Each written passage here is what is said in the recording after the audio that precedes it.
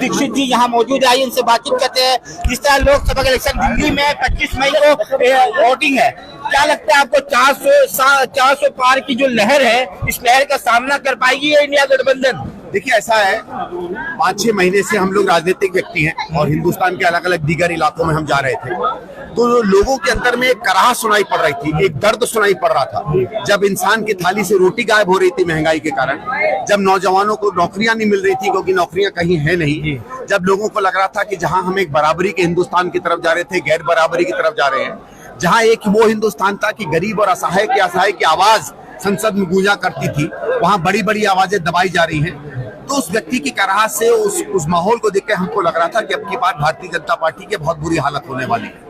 लेकिन जो voter vote पड़ा है, वहां से हमारे कार्यकर्ताओं ने जो हमें फीडबैक दिया है, 4 तारीख को जब काउंटिंग होगी, मैं आप इस बात को याद रखिएगा, ऐसा ना हो जाए कि कहीं इंडिया अलायंस 400 पार कर जाए। इतना बुरा हाल अब की बार भारतीय जनता पार्टी का होने वाला है। 2014 ले ले या 2019 ले लें, या अभी जो इलेक्शन होने वाला है, और तो इसमें जो भी लहर है, लहर के साथ साथ भाजपा की सरकार बनी है, तो इस बार भी 400 पार की लहर है। तो ऐसा नहीं लगता आपको कि इंडिया गठबंधन में कि जो इस बार नुकसान होने वाला फिर से? देखिए, ऐसा है, हर नेता जब चुनाव होता है कहता है कि वो जीत रहे, वो कहना भी चाहिए। उसमें मोदी कहेंगे 400 पार, हम कहेंगे हम 400 पार, बात वो दी है। बात ये जमीन पर क्या हकीकत सुनाई पड़ रही है, क्या आवाज आपको सुनाई पड़ रही है, क्या दर्द लोगों का दिख रहा है। 2014 में जो एक माहौल बना था, वो कांग्रेस और उसके गठबंधन पार्टियों के खिलाफ बना था। मैं उसके सच गलत में नहीं जा रहा हूँ, इसलिए लोगों ने एक समझा कि नहीं, एक नई उम्मीद है, ऐसे को हम लोग बराबर करते हैं, जिसकी तरफ तो मोदी की तरफ उन्होंने भरोसा किया। 2019 में भी इनकी हालत खराब होने वाली थी, लेकिन आज 2019 में पुलवामा हो गया, और ठीक है, जब कोई दुश्मन देश को आप हमला करते हैं तो लोगों का लेकिन वो हालत आज नहीं है।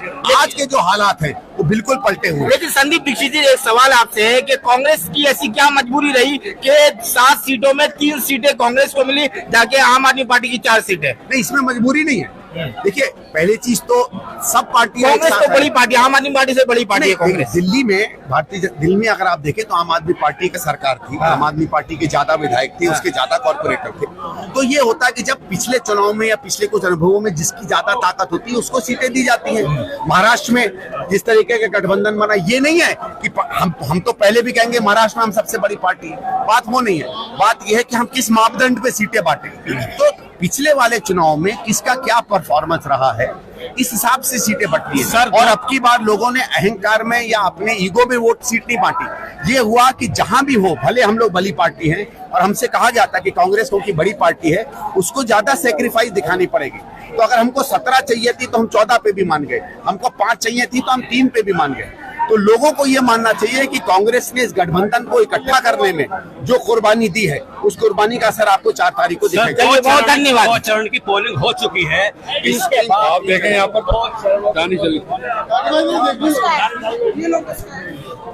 दानिश सलीम भी मौजूद है।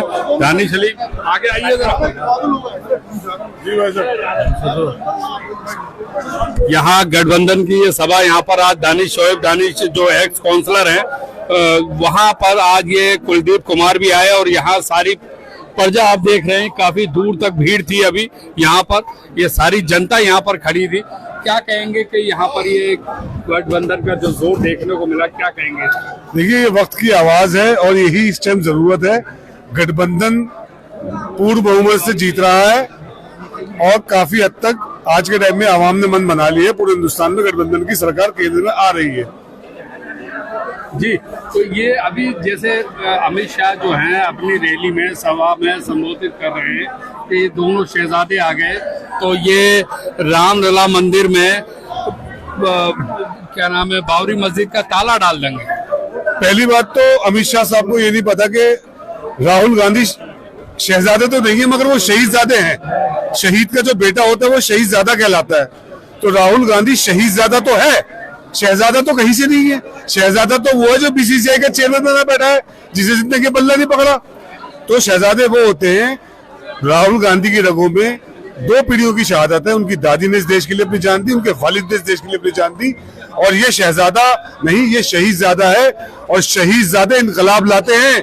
उनके वालिदैन की, उनके पुश्तैनी शहादत है जो वो खून की रगों बह रहा है, वो दुनिया में तगय्युर इनकलाब लेके आता है और ये इनकलाब आपके सामने है। गठबंधन की सरकार बनने जा रही है। राहुल गांधी 5000 किलोमीटर चले हैं, आवाम से मिले हैं। तो ये अमित शाह साहब जो भी कह रहे हैं, शायद उनको हिंदी नहीं आती, शहीद ज्यादा उनके सामने है। और भाजपा जिसकी पार्टी में सिर्फ मुखबिरी का इतिहास है, सावरकर से लेके नाथूराम गॉडसे तक, उन्हें शहादत के बारे में क्या पता।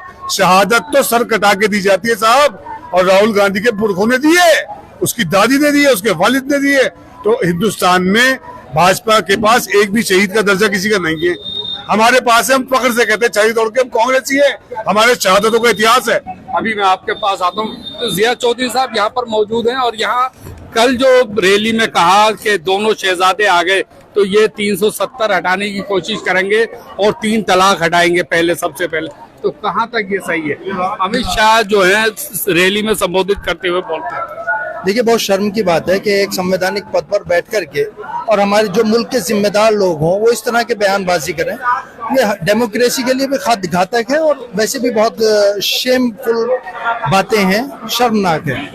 ये दरअसल क्या है कि जब कोई आदमी हारने की तरफ होता है ना, जब उसको इक़्तिदार जाता हुआ दिखता है तो बौखला जाता है। तो ये बौखलाहट के इनके अल्फाज हैं। ये एक्चुअल जनता भाजपा से चुनाव लड़ रही है, कांग्रेस नहीं, बल्कि यहाँ की जनता उनके खिलाफ चुनाव लड़ रही है। वक्त क्या है? एक्चुअली ये लड़ाई अब बिल्कुल दूसरी आजादी की लड़ाई बन चुकी है। इस वक्त एक तरफ नफरत है, एक तरफ मोहब्बत है, एक तरफ बेईमानी है, झूठ है, एक तरफ सच्चाई है। दिल्ली में भी इलेक्शन 25 मई को होने जा रहा है, तो इसमें क्या लगता है आपको, कितनी सीटें ला पाएंगे गठबंधन? देखिए, गठबंधन यहाँ 7 सीट बहुत ही अच्छे मार्जिन से जीतने जा रहा है। भाजपा भी तो जोर से लड़ रही है। वो झूठ और प्रोपेगेंडे पर लड़ रही है। हम लोग ईमानदारी के ऊपर लड़ रहे हैं। हम लोग रोजगार की बात कर रहे हैं, जो सबसे मेन मुद्दा है। हम लोग महंगाई की बात कर रहे हैं, जो सबसे मेन मुद्दा है देश का इस वक्त। आज कोई आदमी सुरक्षित नहीं है, कहीं महिलाएं सुरक्षित नहीं है। मणिपुर में इतने दिन से वहां पर इन्होंने आतंक मचाया हुआ है और उसके बाद भी ये कहते हैं कि अगर आप भाजपा का मैनिफेस्टो देखें तो वो भी गरीबी हटाने की बात कर रहे हैं, महंगाई हटाने की बात कर रहे हैं। इस इलेक्शन में कैसे देखते हैं? देखिए सर, अगर इनके पास ऐसा कुछ होता तो ये काम के बेस पर वोट मांगते। ये आज राम के नाम पे वोट मांग रहे हैं और राम के नाम पे वोट नहीं, भीख मांगी जाती है भगवान के नाम पर। तो ये भीख मांग रहे हैं क्योंकि इन्होंने कोई काम नहीं किया। अगर ये 10 साल में कुछ करते तो शायद उसके नाम पे वोट मांगते। इन्होंने कोई काम ना यहाँ के लोगों के लिए किया, ना देश के लिए कुछ किया। और इनका इतिहास है कि ये और इनके पूर्वज अंग्रेजों के मुखबिर रहे। ये सब जानती है, पूरी दुनिया जानती है, पूरा हिंदुस्तान जानता है। और आज फिर वही इनकलाब दोबारा से आ चुका है, जो बहुत ही साइलेंट मोड पर है। आप देखिएगा जब 4 तारीख को कांग्रेस गठबंधन की सरकार बनेगी और उसके बाद देश के अंदर क्या क्या बदलाव आएंगे। आप क्या कहेंगे इस ये जो अभी सभा हुई यहाँ पर और इसके अंदर कुलदीप कुमार भी दानिश साहब के यहाँ पर आए हुए थे और ये इतनी ज्यादा तादाद में ये भीड़ सब आई हुई है, क्या कहेंगे इसे देखते हुए आप? मेरा सिर्फ इतना कहना है ओखले की आवाम से कि देखिए, इस बार वोटिंग जब आप डालने जाएं तो उसके ऊपर कांग्रेस का निशान नहीं होगा, क्योंकि बहुत से लोग मुझसे पूछ रहे हैं बार बार कि भाई हमारा कैंडिडेट कौन है। कमल का भी तो होगा? कमल का होगा, बिल्कुल होगा। ओखला में कमल का कोई मतलब नहीं है, वर्चस्व नहीं है। तो मैं बताना चाहता हूँ, ओखला की आवाम से रिक्वेस्ट है कि वो इस बात को सुने और गौर फिक्र से जरा अमल में लाएं कि जिस टाइम वोटिंग करने जाएंगे तो उसमें कांग्रेस का निशान नहीं होगा, क्योंकि कांग्रेस का गठबंधन आम आदमी पार्टी से हुआ है और उस गठबंधन के मुताबिक झाड़ू का निशान होगा। लोकसभा प्रत्याशी हमारे कुलदीप कुमार उर्फ मोनू है, जो कि अभी सभा के संबोधित करके गए हैं। जगह जगह वो वोट मांग रहे हैं और निकल रहे हैं, और जो आम आदमी पार्टी के विधायक अमानतुल्लाह खां हैं वो उनको कैंपेन भी करा रहे हैं, कांग्रेस से भी मिलकर करा रहे हैं। तो लिहाजा इस चीज को ध्यान में रखें कि कांग्रेस का कैंडिडेट नहीं है यहाँ पे, कांग्रेस गठबंधन में है। कुलदीप कुमार मोनू इस सीट के कैंडिडेट हैं। और अमित, रही बात भाजपा की, तो भाजपा तो अनाप शनाप बयान दे ही रही है। ये आप देख रहे हैं, उस बौखलाहट से इस बात को आपको समझ में आ गया होगा कि वो किस कगार पे पहुंच चुके हैं। तो इस शहजादा तो अमित शाह साहब का बेटा जय शाह है, जिसने बल्ला नहीं पकड़ा कभी जिंदगी में, वो बीसीसीआई का चेयरमैन बना हुआ है। तो राहुल गांधी शहीद की औलाद है। और सबसे बड़ी बात, 2 पीढ़ियों की शहादत, दादी की छाती छलनी कर दी गोलियों मार मार के इस मुल्क के लिए। इंदिरा जी के पिताजी पंडित जवाहरलाल नेहरू अपनी जिंदगी के 9.5 साल जेल में रहे। तो राहुल गांधी शहीदजादा तो है, शहजादा नहीं है। शहजादा तो जयशाह है। तो क्या लगता है इस बार इंडिया गठबंधन कितनी सीटें लाने वाली है? इंडिया गठबंधन पूर्ण बहुमत से सरकार बना रही है। जनता हमारे साथ है। बेरोजगारी और महंगाई की इतनी मार पड़ चुकी है, और कहीं ना कहीं जो इन्होंने आवाम को, पहले मुल्क के आवाम को इन्होंने बांटा मजहब में और अब जाति में आ गए। क्या कहना चाहेंगे दिल्ली के आवाम को? 25 तारीख को वोटिंग है।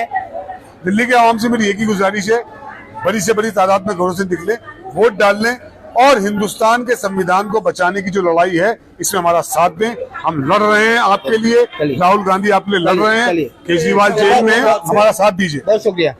एक सवाल आपसे कि अभी अमित शाह जी कहते हैं कि भाई शहजादे जो हैं वो पाकिस्तान को समर्थन करते हैं, तो जबकि पाकिस्तान हमारा दुश्मन है तो क्यों ऐसा समर्थन देते हैं वो पाकिस्तान? हाँ, शहजादे जो हैं वो देंगे, मगर शहीदजादे नहीं देंगे। जी मैं आपको बता चुका हूँ, राहुल गांधी शहीद के बेटे हैं और शहीदजादे हैं।